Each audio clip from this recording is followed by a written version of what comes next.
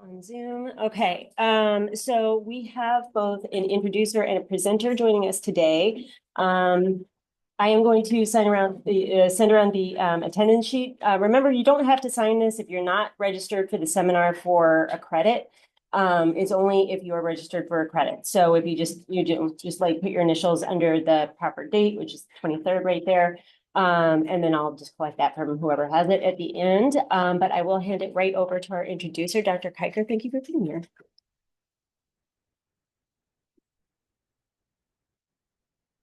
Thanks very much, Allison.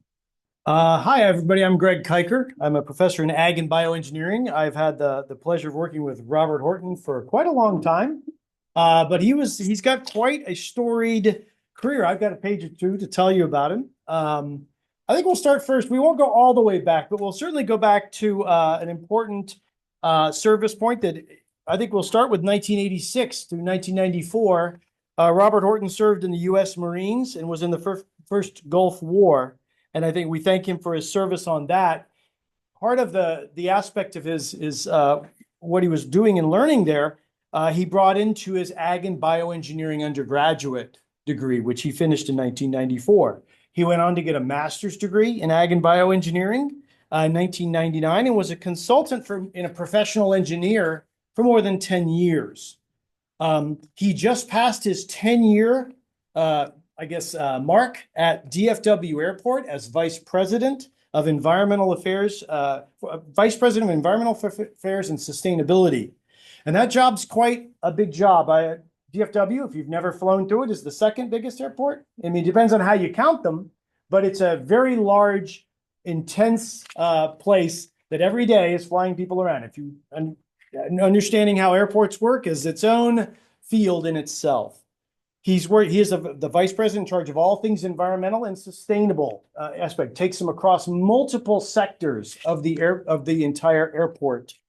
He has represented DFW in worldwide conferences on critical infrastructure resilience. He's been at Davos. He's been at COP meetings. So he's actually quite active in higher level policy meetings on green infrastructure and sustainability.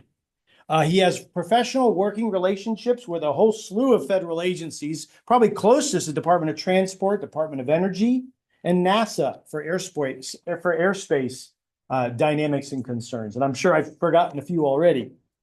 If that wasn't enough, he actually won the UF Distinguished Alumni Award in 2019. So that career already got him well established and has been recognized again throughout UF and organizations. And at that point, he's kind of cruising and he thought, you know what I'll do? I'm going to get a PhD. So encouragement to you all to keep going with your studies as Robert did because he had so much extra spare time. Which he completed just recently in 2024, which there's several members of his committee, Hal, myself, and it was a great one on resilience in airports and complex socio-ecological systems. And you might think of airports as that's as hard an infrastructure as you can get. And yet we treated it like a biological system. So through that work, it's been such groundbreaking work. We've taken and added on, as professors are ought to do, to get a recent NSF Eager grant led by Professor Rafael Munoz Carpena in ABE to work actively in resilience under repeated threats and attacks, working with Ukraine and other Eastern European nations. So if Mother Nature seems to hit DFW with heat and cold every year, it has a certain amount of connection to groups that are also getting repeated attacks, sometimes from military invasion. So when we just got back from meeting together for a NATO meeting in Bulgaria, where we talked over resilience under repeated attacks and what we could learn from it. And I think what Robert, I think, best stands for to talk about today is this idea of practical, functional, and operational resilience. We talk about resilience a lot, but how do you make it work? How do you make it work for a city? How do you make it work for an airport? How do you make it work for a country? So if any of you have more interest in working kind of with DFW, with this data, we are forming groups to work more actively with DFW as a test location, as a site to collaborate with. And I'd love to talk to you more about that. Without any further delay, I'd like to hand over to Robert Horton.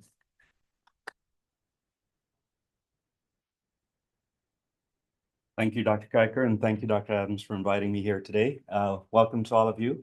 I also want to acknowledge Gabby Fisher in the back. She spent the summer with us as an intern, learning about digital twins and some of the work we were doing at the airport. So I apologize in advance because I'm going to cover a little bit about what I've done, what I did for my dissertation work, and also talk about what I'm doing now in terms of implementing it at the airport. So it's a lot of material. I'm going to go through pretty fast, so strap in. So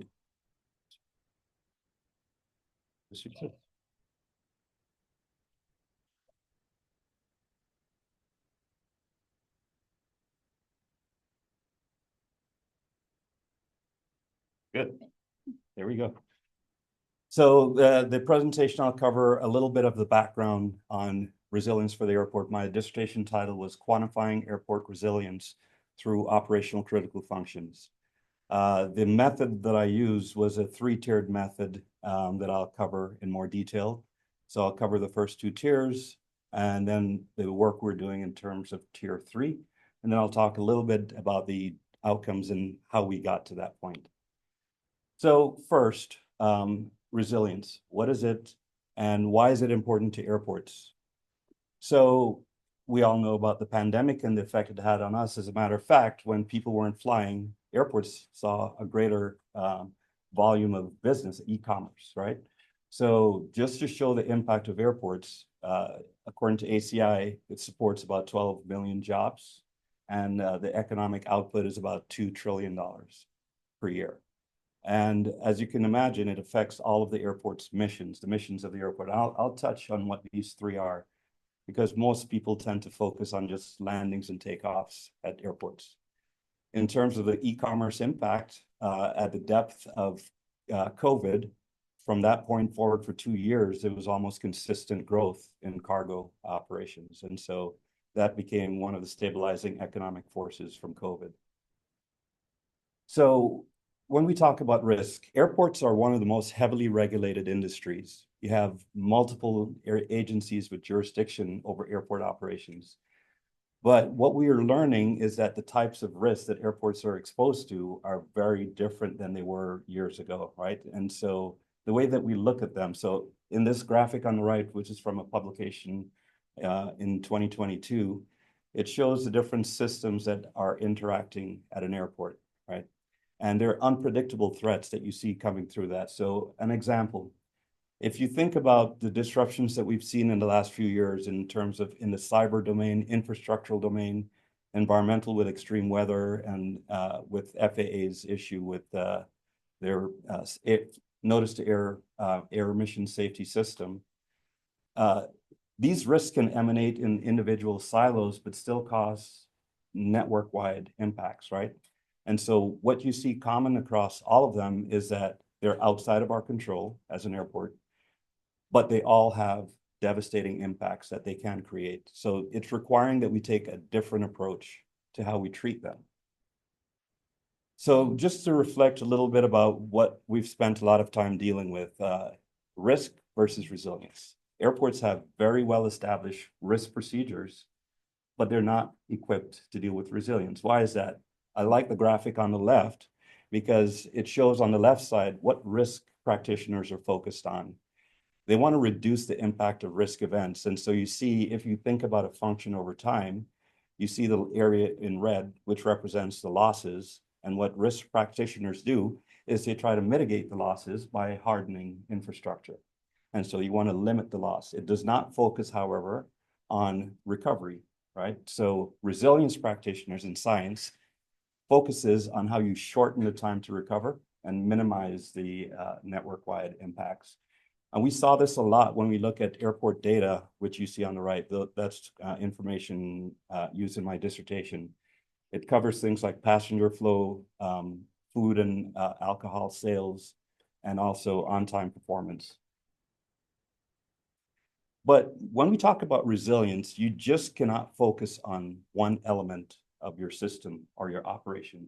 You have to look at the entire system. An example, a recent example I can point to is, who heard of Winter Storm Uri in 21? No one?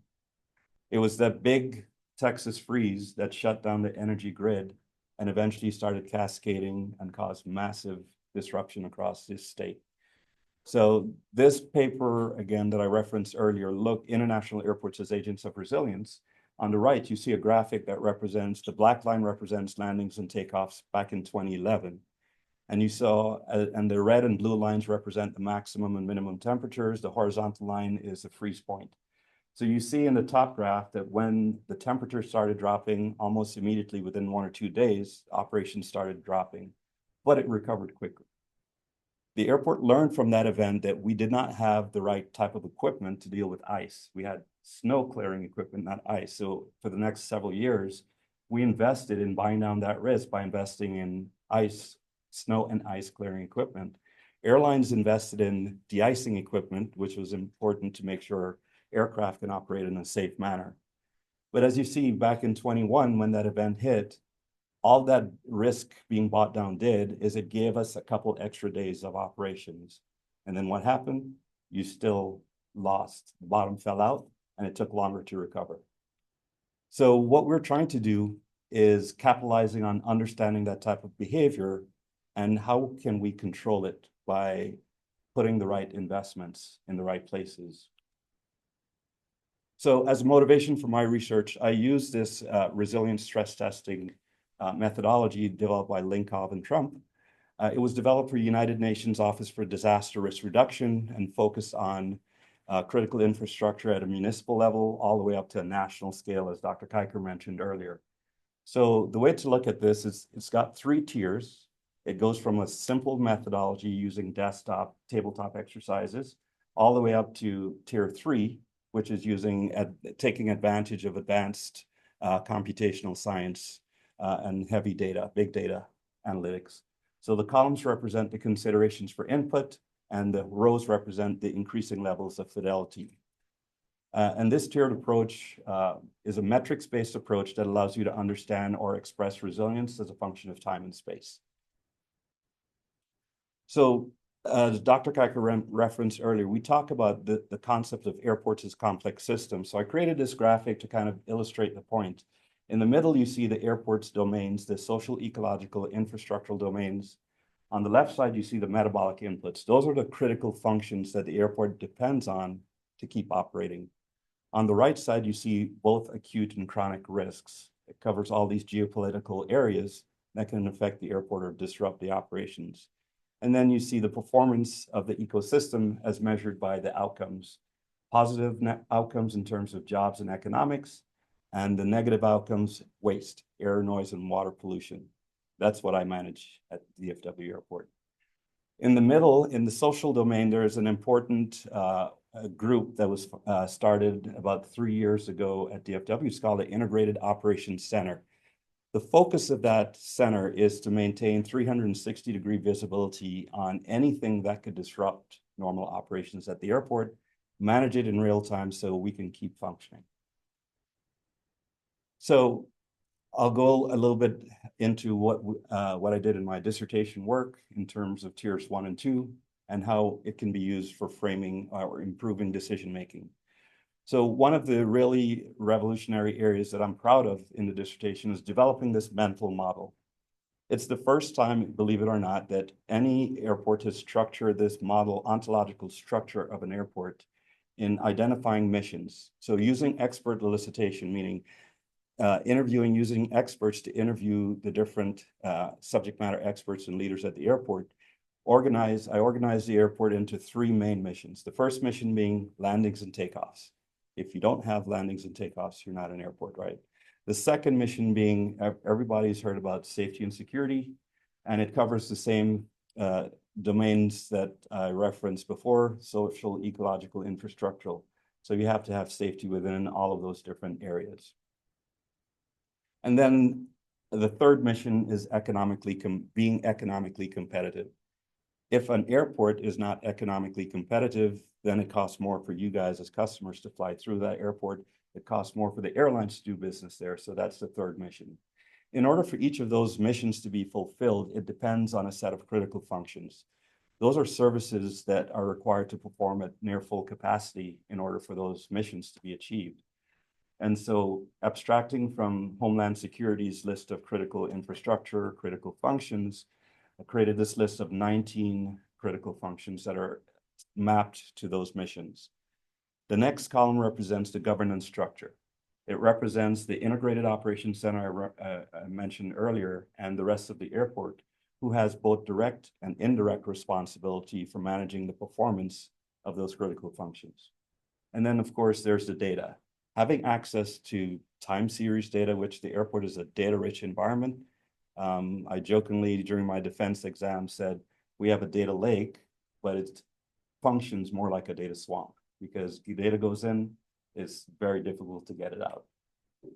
But this is the first time when we presented it to the science field that there's a way to represent these complex infrastructure systems as transparent, interconnected organisms, living organisms that respire. So next, this is how you show how you take that a step further by looking at how the critical functions of the airport are affected by risks and business, how it affects business priorities.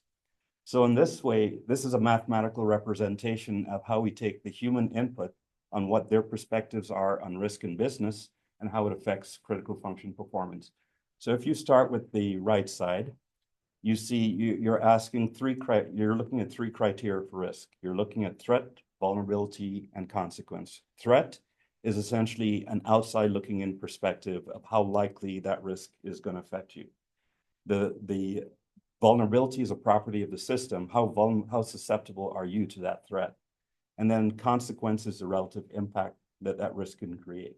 And then taking it to critical functions, you're trying to ask, how much do each of those risks affect the performance of each of those critical functions? On the left side, you're looking at business priorities, business sections within the airport system, which is under criteria, and then business priorities, which is under business categories. You're looking at how important those priorities are to the different business units within the airport. Then you're trying to understand how much do the performance of those critical functions affect the health of those business priorities. And then all of this gets put together to allow you to understand the relative importance of the critical functions to the airport. So this representation you see here with the scores aggregated here allows us to understand now all critical functions are important, but what are the most important to you? And as you can see, the tallest graph, you can't read the text, but it says energy systems. And that's the third from the left, blue column. And that, as you can imagine, without energy systems, it's difficult to make safety systems work at an airport, for navigation aids, for communicating between pilots and the FAA tower. So all of those systems require energy, so it's not surprising that it's the most relatively important. Another area that you would think is ranked on the lower side is VIP services. So you may say, who cares about VIP services at an airport? Well, at DFW, the premier customer represents about 26% of the volume of passengers, but is responsible for almost 45 to 50% of the economic spend, right? So it's a pretty significant impact. So this tier one, this output of tier one of that methodology allows us to understand where do I need to look a little bit deeper.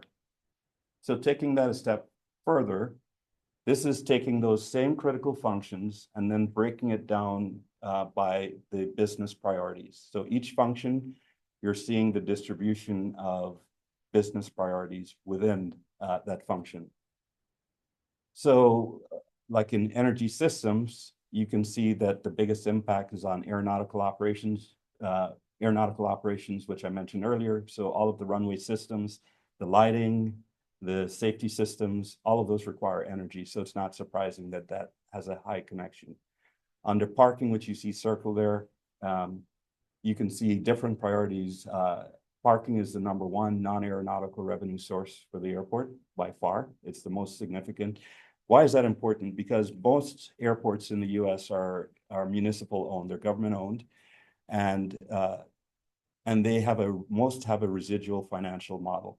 That means that the airports cannot operate at a loss. And so that means that the airlines and other business partners at the airport have to cover the operating costs. So we try to offset their costs by producing revenue, and that lowers the cost of operating at the airport. So this representation is happened after my dissertation, as we're looking to implement this, created this network model to really start to show how visualize the strength of the connections between critical functions, risks, and business priorities. The idea here, it's probably difficult to make up from your perspective, but the darker lines represent the most strongest connections between critical functions and risks and critical functions and business priorities.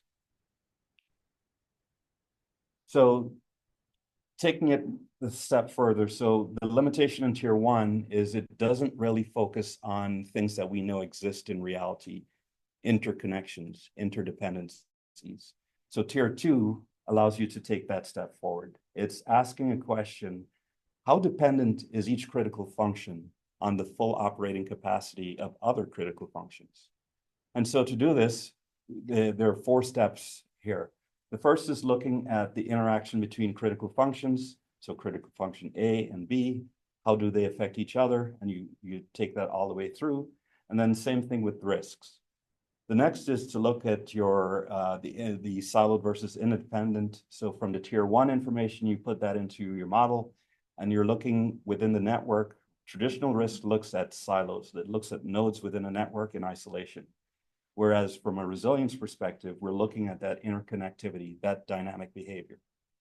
And so this is looking at the differences in those 2 methods. The KPI development is where you're using your expert judgment on what is important as success factors for each critical function, so that you can determine mutually agreed upon outcomes for good and bad, indicators of good and bad performance, which is essential in multi-criteria decision analysis. And then the last step is where you're expressing all of this as a function of time. So after a disruption happens, there's 3 things that you're concerned about. Number 1 is how well do you respond, which is the absorb phase. How quickly do you recover? And then how well do you adapt to changes? And then you're looking at across space in terms of your physical, which is your infrastructure, your cyber, communication systems, and social, the people. So again, this methodology allows you to express the resilience as a function of time and space. So this allows us to go 1 step further than the tabletop exercises. So when we talk about hidden and weak signals, this is a way of visualizing the information I just shared. So again, we were asking, how does critical function B affect critical function A's ability to absorb, recover, and adapt? That was repeated across 19 critical functions over 1,000 interconnections. An example with energy systems. So you can look at how does providing parking and transportation services affect energy systems on the land side, airfield, and terminal in terms of those absorb, recover, and adapt. So when you look at the 19 critical functions, the scores across the absorb, recover, and adapt phases, the spider graph in the middle shows you one view what those look like. So part of the ongoing work that we've done is, again, develop more than 400 KPIs across the airport. That's a lot of work. And the way that they're applied is, again, each KPI has to have a unit of time, because you need to understand how that KPI changes over the different temporal milestones. And then it allows you to look at how it performs across the physical, cyber, and social domains. On the right side, you'll see the what if analysis. This is where you're trying to really look at, instead of looking at a specific risk, you're looking at the top 5 risks. So you're looking at the top 5 critical functions and how are they affected by the top 5 risks. This allows you to build more of a threat agnostic approach instead of focusing just on one specific risk like extreme weather. Because again, what we're seeing in reality is you're seeing these cascading or these systemic risks involved evolved into multiple incidents that you really cannot predict. Like who would have expected that extreme weather, cold, with an energy crisis happening simultaneously. So an example of a KPI is the number of open work orders for energy systems 5 days after disruption.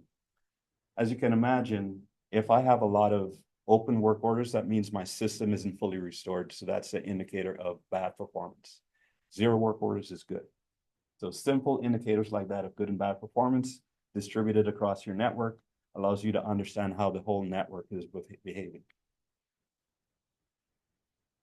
So this is a view, again, it's difficult to see here, but the work that was done post my dissertation work, each of the critical functions, we did extensive interviews with stakeholders across the entire airport and built out a list of sub-functions underneath each critical function and developed KPIs or success factors across each of the temporal milestones.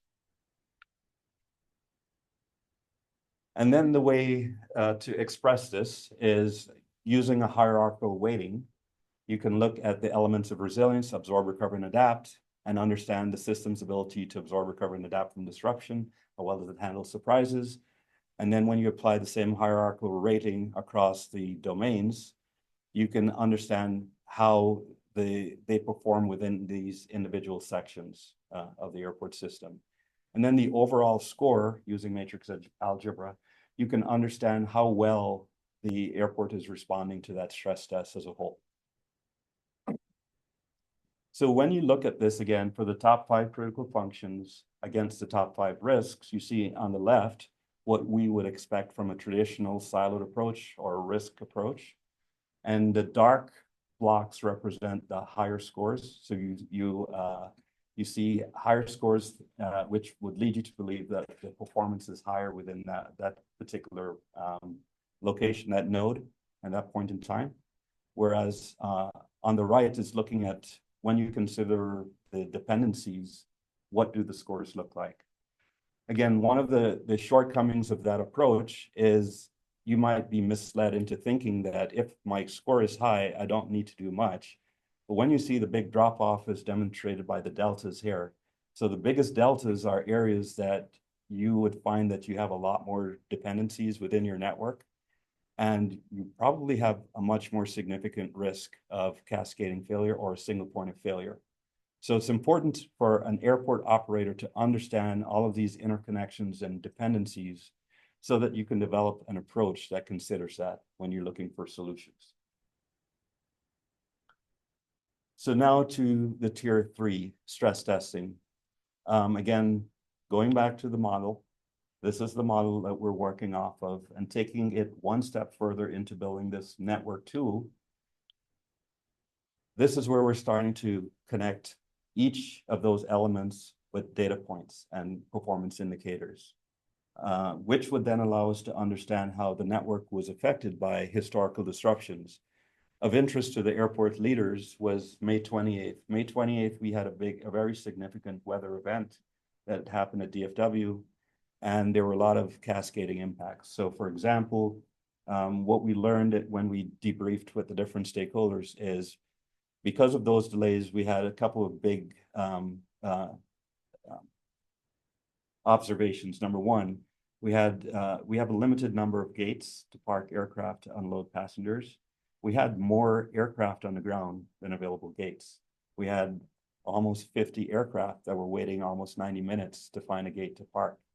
When that happens, now you start to see congestion on landside, because if you're waiting for your loved one, you know that their flight landed, but they're nowhere to be found. They're still sitting in an aircraft on an airfield waiting for a gate. Then you saw, as those buildups started having, you started to see a lot of people who were stranded in the airport because you had more flights coming in than going out. And so you had a lot of people stranded within the airport system. The concessionaires who we asked to work longer hours so that the people in the terminals can have food and sustenance for their stay, they were okay day 1 and day 2. But by day 3, they couldn't stay open because they burned out all of their workers. They didn't have enough staff to support operations. So before this work that we're doing, people never really paid attention to the connectivity between those causal effects and what the repercussions or implications were throughout the network. So this is where we're starting to put data to the nodes in the network, mapping them together so we can understand some of those downstream effects. So again, this is a lot further than what I did in my dissertation. This is a representation of all of the additional interviews that we did at the airport, and then mapping missions to critical functions to the governance, who is responsible for these functions, and then the functions to the airport data sources within the network. Again, ultimately, when you look at the links between the missions of the airport and the critical functions, that gives us a 50,000-foot view of how well the airport is performing, right? So you could see impacts on flights, on profit and losses, on incidents that are happening within the airport, safety incidents. So those are the three main missions. Between the critical functions and the data, then you're looking at not only the KPIs that you develop that give you indicators of good and bad performance over time, but you're also mapping where is the data located within your data system so that you can tie and continue to update. So again, what we hope to do is look at how further stress testing will help us to develop these tools further. You see that blue dot flashing is where we started to look a little bit deeper at the May 28th event. So how many of you are familiar with Sankey diagrams? Very small. Sankey diagrams are very useful diagrams, data for visualization tools that help you to understand the flow of information, flow of materials through a system. So in this, we're just representing one small part of the network. You're looking at landings and takeoffs as represented by aircraft arriving and departing. And the next tranche, you see aircraft types. So you can break it down by what aircraft are arriving, what type of aircraft are departing. Then you can see the airline code, which allows you to identify which airline is operating which aircraft. And then the final one is the terminals. So where are those aircraft dropping off and parking, right? So it allows you to understand that flow of information. And it's important to do this representation because you're able to represent known relationships that exist at the airport. So then you can start doing basic statistical analysis. First, probabilistic models. You want to understand what is likely to happen under certain scenarios, because being able to predict those likely outcomes enables you to be better prepared so that you can develop strategies to mitigate the impact that they could create. It's important for you to do these long-term statistical models looking at anomaly detection so that you can understand what normal behavior looks like, and descriptive statistics to understand what's happening, where it's happening, when it's happening. And then the KPIs, you want to be able to track those over time. And I'll speak a little bit more about that one. So for each of the critical functions, we want to be able to develop what the likely future would be. We want to be able to predict, because if you're responsible for operating such a complex network of systems, what would you do if you had more time to make a decision? We all, I just heard about the hurricane. Again, I guess I haven't been paying attention to Florida as much as Texas, but with advanced time of these big events happening, what would you do? How do you prepare, right? Those are the things that we want to do. We want to be able to create tools that enable us to predict the future a lot better so that we have more time to make better decisions. So, data. We all know that there's a wealth of data that exists, but it's not always reliable or good data, right? So if I'm recommending to the airport to invest potentially millions of dollars into trusting these tools, I have to make sure the data is reliable. And what you can see in the top left is that's a representation of flight counts per hour. So when you see those spikes go all the way up to 2,000 to 3,000, it is physically impossible to get that many aircraft in and out of our airport within an hour. So that data is not really accurate.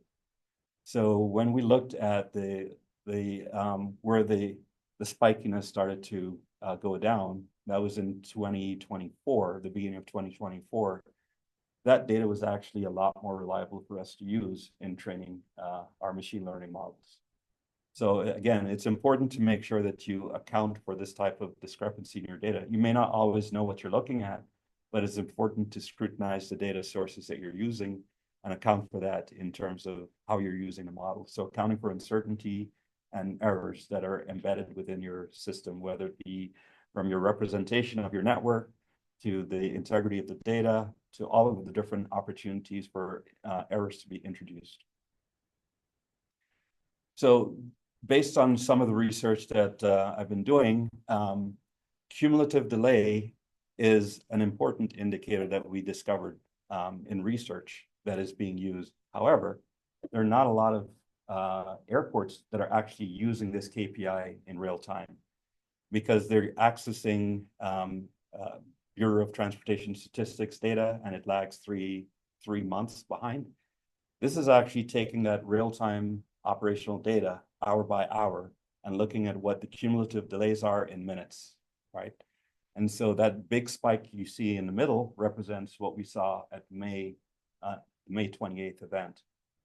So what this does is allows us to set a critical threshold for if your cumulative delay goes above this threshold, I know something significant is going to happen within the network. So now you have early indicators that would allow you to make decisions earlier so that you can prevent some of those disruptions and give you more time to recover quickly. So the next step is starting to connect since it appeared that this cumulative delay is a really good predictor of network disruptions, then we start looking at, so what does it correlate to? And I want to caveat that correlation does not mean causation, right? It's just correlation. So you see it correlates very well with electricity expenses. Why is that? Well, expenses for electricity, we have a contract that gives us a fixed rate for electricity, but guess what? There's a dynamic element to it. Certain time of use windows, we pay a demand charge that makes your costs higher, and that's variable. So it's logical that that would cause that stronger correlation between cumulative delays and electricity costs. And electricity consumption, it doesn't really change that much. So again, you're able to look at the statistics around that to look at how well do these values correlate, right? So as I said in the top left, you see increasing delays result in increasing costs. So it's important to start mapping out those relationships, those responses, so that you can understand how you can better address them. So again, this is taking a model from taking that example of cumulative delays and developing your machine learning so that you can forecast it. On the right side, we're looking at how well did it mimic what we expected to see. So the model prediction you see in the dashed line, and then the actual data you see in the solid blue line on the right chart. And so we want to know how well does it mimic what you expected to see. And I know that Dr. Munoz Carpena would love to see his tool FitEval being used to explore the integrity of the model. How well does it perform from a statistical perspective? So tier 3, this is where we're talking about things like digital twins. How many of you know what a digital twin is? One, half, one, two. No one knows? Okay. So a digital twin is essentially a representation of a physical object, but we're kind of evolving that representation, right? We're calling a digital twin a representation of our network to understand how the network is functioning, right? It's a very useful tool. So we're looking at how well do the resilience strategies help us with other silos like sustainability, which I lead. So we have a decarbonization goal. We're using 2010 as our baseline. We have a goal of being net zero carbon by 2030 for things that we control. We are currently at a 81% reduction. That big step change that you see is when we made a policy decision to shift to purchasing 100% electricity. And as you can imagine, the justification for that was not political, it was actually economic, because we paid a 30-year low cost for the commodity when we made that shift to renewable energy. But then you see the levels started to stagnate. And so now that you're shifting towards renewable sources, you have to consider the intermittent nature, the uncertainty around that. So what we've theorized is that our decarbonization strategies will depend on resilient energy infrastructure. This represents ongoing research that we're doing with the Department of Energy, the National Renewable Energy Lab. So this is a project called Athena ZEV, Zero Emission Vehicle. It's a study that looked at, as you're seeing transitions to electric and alternative fuels, what is the cumulative impact that creates? So if I have a rental car fleets that are rapidly transitioning to electric, Hertz made a commitment a couple years ago to transition to 100% or 85% electric by next year. And we think about what's going on in terms of the electric grid nationally. There's not enough supply to meet demand. So what are the implications that could have? So the graph on the left represents different penetration rates from 10% all the way up to 100% penetration so EV adoption percentages. And then it's looking at the SOC as the state of charge. Is the state of charge, the return state of charge, 15% versus 55%? You can see how the return state of charge has an impact on the required energy to get it back to its full capacity, our operational capacity. So at 100% capacity, you could see our penetration, you would expect close to a 50 megawatt hit on your grid to recharge those cars and get it back to 80, 90%. So what we're looking at is what would an intervention where I plugged in batteries and on-site renewables to provide us a buffer to flatten those costs, because it's taking the hit from the grid and it's putting it on your battery storage. Why is that important?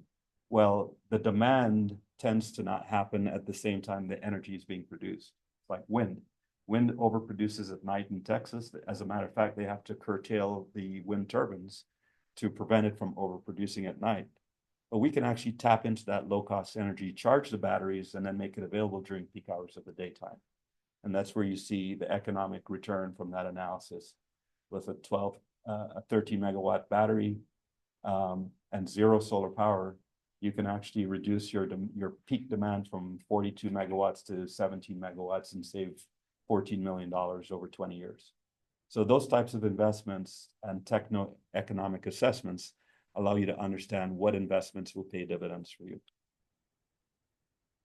This is another example of the application of a digital twin, where we're looking at the left is where we created traffic flow through the terminals. The airport has 5 terminals, A through E. We're building a 6th one, F. And the idea was we back in 2019, there was a bridge closure to Terminal A, which is the loop, they have moon shape on the top right. What we saw is when we cut off access to that terminal, the main access, it created congestion that cascaded across. If you've worked with biological systems, you've heard of a thing called self-organization. That's an example of self-organizing behavior where everybody's trying to find their own way to get to where they need to go. So what was the experiment? We wanted to do with the digital twin, what if we understood what traffic looked like or the TSA wait points at different terminals look like? Could I redistribute that traffic to those other terminals and mitigate traffic congestion on the roadways? On the right, we were able to show that you could do that, right? So this was the way of experimenting in a virtual environment before you implement it in the real world. So again, this allows you to test policies that you could put in practice before you put it and then experience the unintended consequences from the policy. So this is a representation of the data that we were able to access so far. So the green represents data access. The asterisk represents only a partial data set that we were able to leverage so far. But it shows you all of the remaining opportunities we're trying to tap into to feed into this model. Again, this is a tool that we believe will provide significant value to critical infrastructure, not only for our airport, but nationally and also globally. As Dr. Kiker mentioned, this is a tool that like Ukraine is interested in exploring because once the war is over, how do they rebuild their airport infrastructure? So the outcomes of my dissertation work was to first develop this modular framework that allows you to assess critical infrastructure, to integrate the critical functions into this resilience evaluation scheme, and then use network science and machine learning to take it one step further into actions. Because in order for you to take science from theory to practice, you have to make the information you're communicating intuitive, relevant, and actionable. If you're not doing that, it's not going to be of value to the leaders or executives who are making decisions based on what you're providing them. So the tool that we're developing, this is our snapshot of the values that we expect to receive from it. It covers everything from financial and sustainability goals to integration with our digital twin to giving us meaningful investments that can promote faster recovery from a threat agnostic perspective. And then some of the key takeaways, really, again, we're able to characterize the performance of the airport's network using resilience KPIs. We're using network science. We're developing all of these meaningful KPIs that have never been used in aviation before. And so it's giving people a newfound perspective on how well do they perform, right? Instead of the siloed behavior that we know exists today. And again, the ability to forecast disruptions is incredibly important. I'm meeting with our CEO on Wednesday to talk to him a little bit about the progress of our work. And why do you think a CEO would care about systemic failures? When you think about incidents like CrowdStrike, who is at the helm of facing the brunt of attacks from the public perception? So our CEO is incredibly interested in systemic risks and how it could affect the airport. With that, thank you for your time. And if we have time remaining, I'm happy to answer any questions. Got from you, Gabby. So the key is if you guys don't ask questions, then I'll ask you questions. Yes. I have a quick question, which is, in terms of forecasting disruptions, I can see why that's terribly important. And what about how do you account for the disruptions that you can't forecast? Like, how does that factor in? That's why the approach we want to take is being more threat agnostic. So we want to assume from a resilience standpoint that regardless of the threat, you've lost functionality. How do I recover quickly? That's where we're starting to explore. There's not a lot of literature on what resilient properties are of a network. So we're starting to kind of develop that framework, looking at modularity, looking at flexibility. If I design instead of hardening my system, if I create it in a flexible modular way, it would allow me to rebuild it quicker, right? So those types of characteristics we're looking at incorporating into the way that we design new infrastructure. That's why I'm really thrilled to kind of explore what Dr. Knowles is working on in sustainable infrastructure, looking at how you incorporate those properties into your network. Yes. Yeah, I'll follow up on that, Dr. Houghton, with a question kind of related to that. I'm fascinated with where some of the work has been going since you were originally working on your dissertation, especially with some of the real-time hourly time series data. And as you know, my doctoral work was using high frequency time series data and applying these nonlinear analytical methods to try to track the variability and maybe project the quality of the system in essence. Yeah. What methods are being applied to those time series, and is there opportunity to have some innovative kind of nonlinear approaches to track those KPIs? There are. So right now, I'll tap into the Gabby. So Gabby helped us this summer to build 2 of our first operational digital twin use cases. One of them was on passenger boarding bridges, and the other was indoor environmental quality. So in the portion of one of our terminals, Terminal D, we have these sensors deployed that measure several parameters of indoor environmental quality and really high fidelity, like second by second information. We have from the Well Building Institute, what are the recommended healthy levels for each of those parameters? What we want to understand are what are the trade-offs that are happening between maintaining healthy levels versus the energy output per square foot, and also based on the cost output.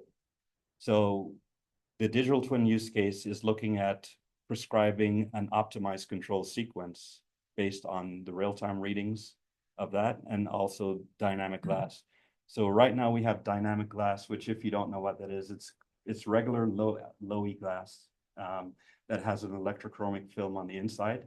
And by stimulating it with a low voltage electrical signal, it starts to tint, just like progressive lens. And it tints through 4 progressive levels. And by doing that, you're blocking UV radiation into the building, which means that you don't have to spend as much energy conditioning it back out. So, however, there are trade-offs that are happening right now because you have the customer experience who's perceiving the darkening of glass as being non-ideal for the occupants. But what I've said to them is that, did you ask the customer if they preferred being in a hot environment or a dark environment, right? So I want to understand what those trade-offs are. So looking at those behaviors, looking at nonlinear approaches and analyzing that and understanding anomalies and how do you treat them? Because again, you can't make a building system adjust to every inflection of your data sources. Thank you.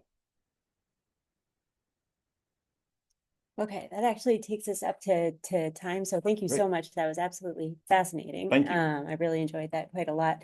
If anybody has any questions for me before next Monday, please let me know. Otherwise, look for the flyer on Wednesday. I do believe I'm going to be the speaker actually next Monday. So anyway, if anybody has any questions, let me know. Otherwise, thank you very much and I'll see you. And thank you. And if any of you guys have questions, you can easily look me up on LinkedIn and ask questions. Thank you. And I really appreciate it. That was very complex information and I was able to mostly follow. So